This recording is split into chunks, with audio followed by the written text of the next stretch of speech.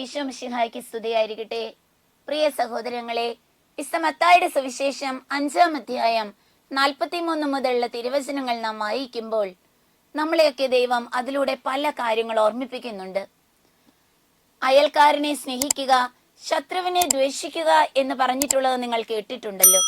എന്നാൽ ഞാൻ നിങ്ങളോട് പറയുന്നു, ശത്രുക്കളെ സ്നേഹിക്കുവിൻ, നിങ്ങളെ പീഡിപ്പിക്കുന്നവർക്ക് വേണ്ടി പ്രാർത്ഥിക്കുവിൻ. അങ്ങനെ നിങ്ങൾ നിങ്ങളുടെ സ്വർഗസ്ഥനായ പിതാവിന്റെ മക്കളായി തീരും. പ്രിയ സഹോദരങ്ങളെ, നമുക്ക് ജീവിക്കുന്ന ഈ കാലഘട്ടത്തില് പലപ്പോഴും നമ്മെ മറ്റുള്ളവർ തിരിച്ചറിയുന്നത് നമ്മുടെ അപ്പന്റെ അമ്മയുടെ ഒക്കെ ഒരു സ്വഭാവം നോക്കിയിട്ടാ, അല്ലെങ്കിൽ നമ്മുടെ ഫേസ് കാണുമ്പോൾ തന്നെ നീ ഇന്ന ആളുടെ കൊച്ചല്ലേ എന്ന് ചോദിക്കാറുണ്ട് നമ്മളോട്. ഇതുപോലെ ക്രിസ്ത്യാനിയായ എന്നെ തിരിച്ചറിയുന്നത് നമ്മുടെയൊക്കെ ജീവിതത്തിന്റെ വ്യക്തിത്വത്തിന്റെ സവിശേഷത കണ്ടിട്ടാകണം. എന്റെ സ്വഭാവത്തിൽ ഒരു കാമ്പുണ്ടാവണം. ദൈവത്തിന്റെ ഛായ ഞാനുമായി ബന്ധപ്പെടുന്ന എല്ലാ വ്യക്തികൾക്കും ഒപ്പിയെടുക്കാൻ പറ്റണം. പ്രിയ സഹോദരങ്ങളെ, ഒന്ന് ആലോചിച്ച് നോക്കിക്കേ, ഇത്തരത്തിലുള്ള ഒരു സ്വഭാവ പ്രകൃതി ഞാൻ സ്വായത്തമാക്കിയിട്ടുണ്ടോ? കാലം എത്രയായി ഇങ്ങനെ ക്രിസ്ത്യാനി എന്ന ലേബലിൽ ഞാൻ ജീവിക്കാൻ തുടങ്ങിയിട്ട്. പക്ഷെ ഞാൻ ശരിക്കും ക്രിസ്തുവിന്റെ കുഞ്ഞായോ? ക്രിസ്തുവിലേക്ക് ഞാൻ രൂപാന്തരപ്പെട്ടോ? അതോ ഞാനാകുന്ന ഈ ഒരു വ്യക്തിത്വത്തെ പ്രൊജക്റ്റ് ചെയ്ത് എല്ലാവരുടെ മുമ്പിൽ കയ്യടി കിട്ടാനും പേര് കിട്ടാനും പദവിക്ക് വേണ്ടിയൊക്കെ ഓട്ടത്തിലാണോ ഞാൻ? കർത്താവ് ഇന്ന് നിന്നോട് പറയാണ്, ഇന്ന് വരെ നീ ജീവിച്ചു, പക്ഷെ നിന്റെ ഹൃദയത്തിൽ എനിക്ക് ഇടമുണ്ടോ?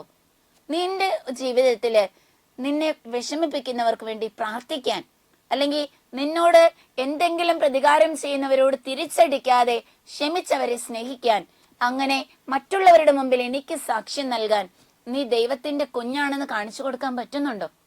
കർത്താവ് കുരിശിന്റെ വഴിയിലൂടെ നടന്നു നീങ്ങിയപ്പോ നമുക്കറിയാം, ആരോടും പ്രതികാരത്തിന് പോകുന്നില്ല. വളരെ ശാന്തനായി കുരിശ് വഹിക്കുന്ന കർത്താവിനെയാണ് നാം കണ്ടുമുട്ടുക. പ്രിയ സഹോദരങ്ങളെ, നീ ദൈവത്തിന്റെ പൈതലാണോ?